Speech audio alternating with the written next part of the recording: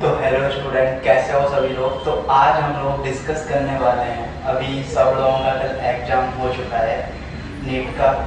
तो देखो हम लोग ये देखते हैं कि क्वेश्चंस एक्चुअली में पीसीबी में आए कहाँ से थे। उस चीज़ को हम लोग अभी डिस्कस करने वाले हैं और उसका डिटेल्ड एनालिसिस करेंगे कि कहाँ से क्वेश्चंस बने हैं, फिजिक्स में कहाँ से बने हैं, केमिस्ट्री में कहाँ से बने हैं और बायो में कहाँ से बने हैं।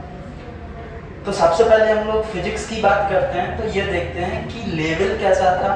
तो अप्रोक्स हम लोग फिजिक्स में सबसे पहले देखें तो फिजिक्स की यदि लेवल की बात करें तो 24 जो क्वेश्चंस थे हमारे पास, वो क्वेश्चंस कैसे थे, वो क्वेश्चंस हमारे इजी थे।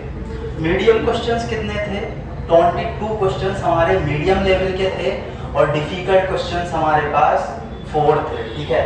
केमिस्ट्री की भी हम लोग बात करें तो केमिस्ट्री में हमारे पास 16 क्वेश्चन कैसे थे, इजी थे और 14 क्वेश्चंस कैसे थे, 14 क्वेश्चंस हमारे पास मीडियम लेवल आए थे। ठीक है, जिसको हम लोग मॉडरेट बोल सकते हैं। और डिफिकल्ट कितने थे, 9 क्वेश्चंस थे। जूलॉजी में भाई डायरेक्टली 36 क्वेश्चंस हमारे पास इजी क्वेश्चंस थे और मीडियम कितने थे, डेट इज ए 12। और डिफिकल्ट का लेवल हम लोग बात करें तो 2। मतलब हम लोग बोल सकते हैं कि ओवरऑल जो हमारे क्वेश्चंस आए हैं वो कैसे आए हैं, इजी क्वेश्चंस आए हैं। बायो तो देखो क्या रहा है, बायो हम लोग बात करें तो मोस्टली हमारा इजी ही रहा है वहां पे। ठीक है, बायो के मोस्टली क्वेश्चंस क्या थे, इजी थे। तो यहीं पे वही उसी को हम लोगों ने ग्राफ के फॉर्म में इसको बता दिया है कि कैसे क्वेश्चंस थे। ठीक है, तो हमारा जो ग्रीन वाला दिख रहा है वो इजी का है, मीडियम येलो है और डिफिकल्ट जो कि बहुत कम क्वेश्चंस थे। इससे हमें पता चलता है कि जो एक्सपेक्टेड कट ऑफ जाएगा वो बहुत हाई जाने वाला है।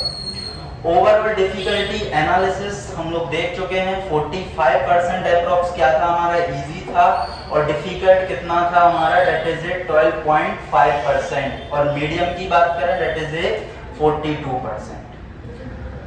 फिजिक्स की भी इसी तरीके से इसको यहाँ पे एनालाइज किया है हम लोगों ने। ठीक है, इसके बाद हम लोग क्लास वाइज देख लेते हैं। ठीक है, एक बार हम लोग क्लास वाइज भी देख लेते हैं कि किसमें कितने क्वेश्चंस आए हुए थे।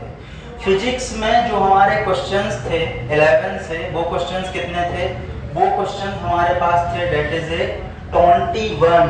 ठीक है, और हमारे क्लास 12 में जो क्वेश्चंस थे डेट इज ए 29। तो समझ में आया भाई। वेटेज की हम लोग बात करें 42% वेटेज रहा है हमारे 11th का, कम वेटेज नहीं था। और 12th का वेटेज इस बार थोड़ा सा कम गया कंपैरिजन ऑफ 11। देखो हमेशा एक्चुअली हम लोगों के 11th का वेटेज हाई ही रहता है due to the number of chapters very high. ठीक है, बहुत चैप्टर्स वहां पे बहुत ज्यादा दिए गए हैं इस वजह से। उसके बाद हम लोग केमिस्ट्री की बात करें तो केमिस्ट्री में भी देखो यहाँ पे 23 अप्रॉक्स क्वेश्चंस आए हुए हैं। दूसरा क्लास 12 में 27। यहाँ पे हमारे 11th का वेटेज देखो अगेन 46। ठीक है, और हमारे 12th का वेटेज कितना है, डेट इज ए 54%। ठीक है, समझ में आया। नेक्स्ट हम लोग बात करते हैं बॉटनी। 26 हमारे क्लास 11 से आए हैं डायरेक्टली, क्योंकि फिजियोलॉजी वहां पे रहता है।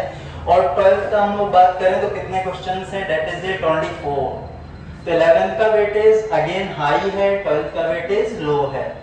जूलॉजी की बात करें तो हमारे 26 क्वेश्चन यहाँ से थे 11th से और 24 क्वेश्चन जो थे वो कहाँ से थे, डेट इज 12th। ठीक है, तो ये हम लोगों का कुछ वेटेज था यहाँ पे, जो हम लोगों ने यहाँ पे परसेंटेज में भी डिवाइड किया हुआ है।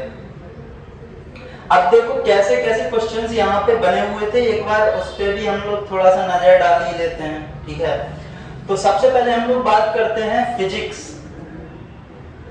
तो फिजिक्स में देखो 44 क्वेश्चन थे डायरेक्टली सिंगल चॉइस। ठीक है, और स्टेटमेंट वाइज जो क्वेश्चंस थे, एक क्वेश्चन था और मल्टीपल स्टेटमेंट क्वेश्चंस कितने थे, that is a 2। Assertion reason एक था, मैच द फॉलोइंग 2 थे।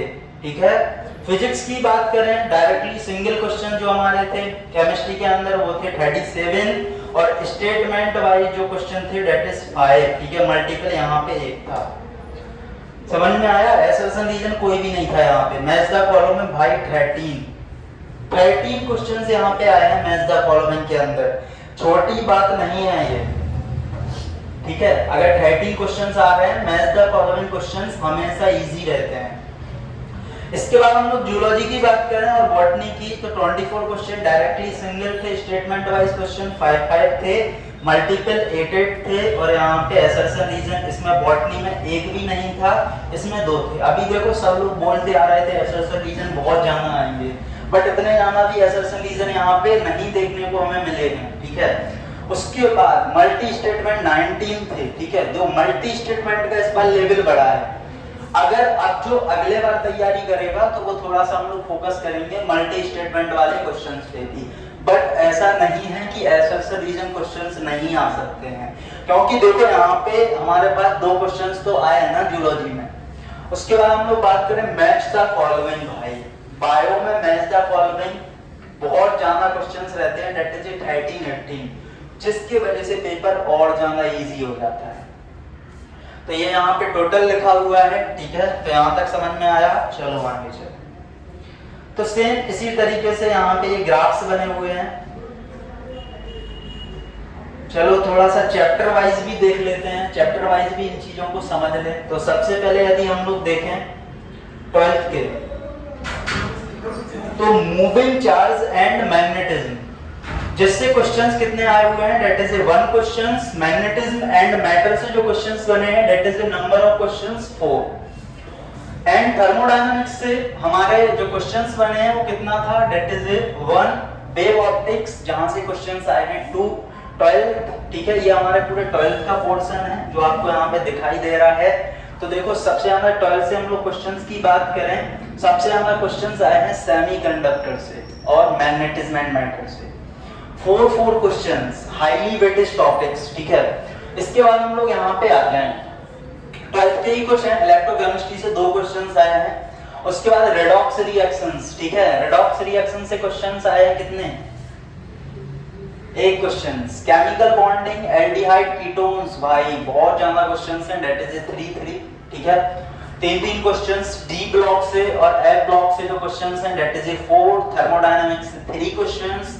केमिकल काइनेटिक्स से भी अच्छे खासे क्वेश्चंस बने हैं, that is 3।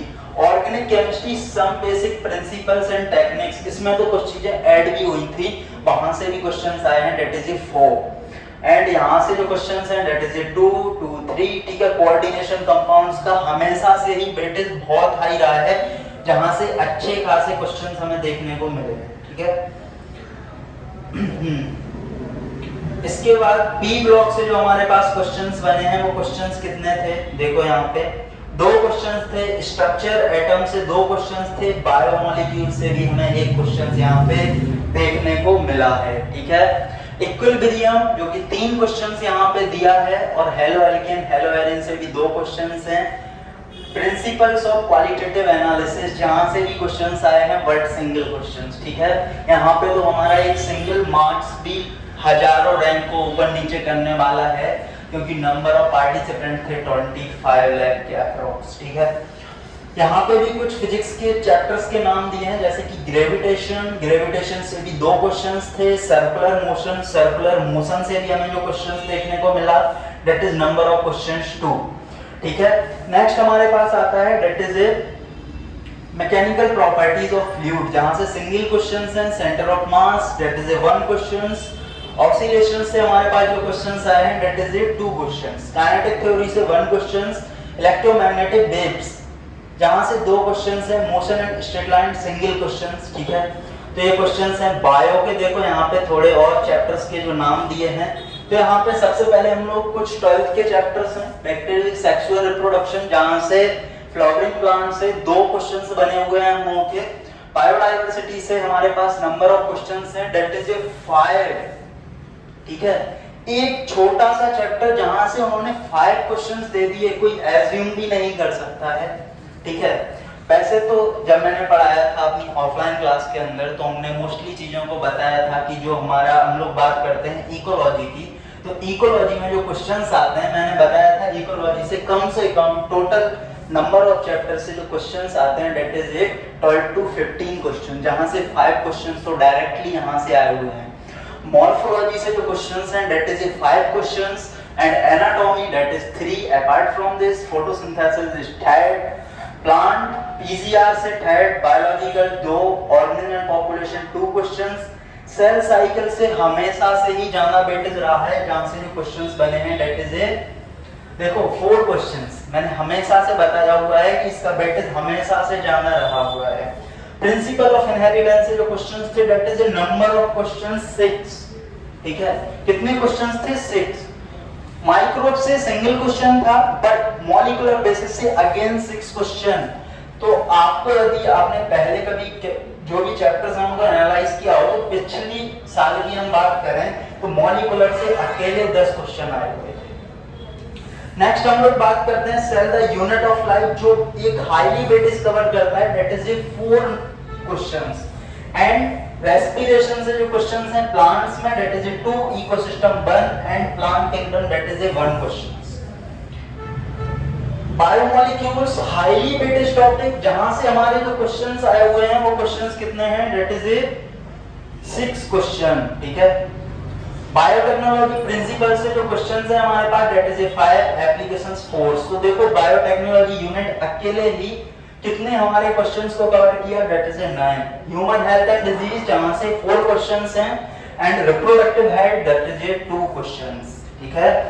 Human reproduction highly weightage वाला टॉपिक है, जहां से हमारे पास 5 क्वेश्चंस आए हुए हैं। स्ट्रक्चर ऑर्गेनाइजेशन इन एनिमल्स, जहां से भी हमारे पास कितने क्वेश्चंस हैं? दैट इज ए 3। बहुत सारी चीजें जो इसमें रिड्यूस भी हुई हैं और ऐड भी हुई हैं। न्यूरल कंट्रोल एंड कोऑर्डिनेशन, जहां से 2 क्वेश्चंस हैं। केमिकल कोऑर्डिनेशन, जहां से 2 क्वेश्चंस हैं। इसके बाद locomotion and movement that is A 3 questions. Evolution से भाई हाईली क्वेश्चंस आए हुए हैं दैट इज ए 4। यदि हम लोग देखें तो देखो हमारे जो जेनेटिक्स का वेटेज था वो वेटेज कितना हुआ? 6 क्वेश्चन प्रिंसिपल से, 6 क्वेश्चन मॉलिक्यूलर से एंड 4 क्वेश्चन से इवोल्यूशन। 16 क्वेश्चंस आए हुए हैं अकेले जेनेटिक्स से। नेक्स्ट हम लोग बात करते हैं ब्रीदिंग का, जहां से 2 क्वेश्चंस हैं। बॉडी फ्लूइड, जहां से 2 क्वेश्चन हैं। एनिमल किंगडम, जहां से 4 क्वेश्चन। एक्सक्रीटरी प्रोडक्ट, जहां से 2 क्वेश्चंस, ठीक है। बहुत सारे चैप्टर से कुछ क्वेश्चन नहीं भी आए हैं, लेकिन ऐसा नहीं है कि वो आगे नहीं आ सकते हैं, ठीक है। तो देखो ये एनालिसिस हम लोगों का क्यों जरूरी था, इसका एक रीजन है कि बहुत सारे बच्चे हैं जिनका अच्छा रिजल्ट आएगा, बहुत सारे बच्चे हैं जिनका सिलेक्शन नहीं भी होगा। यदि जो इंसान ड्रॉप लेता है तो उनको ये एनालिसिस पता रहना चाहिए कि हमारे क्वेश्चंस कितने आ रहे हैं किस चैप्टर से, उस अकॉर्डिंग हम अच्छे से वहां पे प्रिपरेशन कर सकें, ठीक है।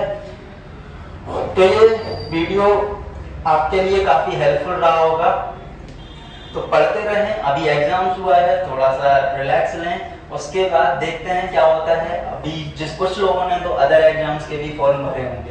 यदि आप पुणे से हैं तो हम लोगों के एकेडमी में भी ज्वाइन कर सकते हैं, that is a mind Marvels institution of excellence, जो कि हड़पसर में पड़ता है। Thank you so much.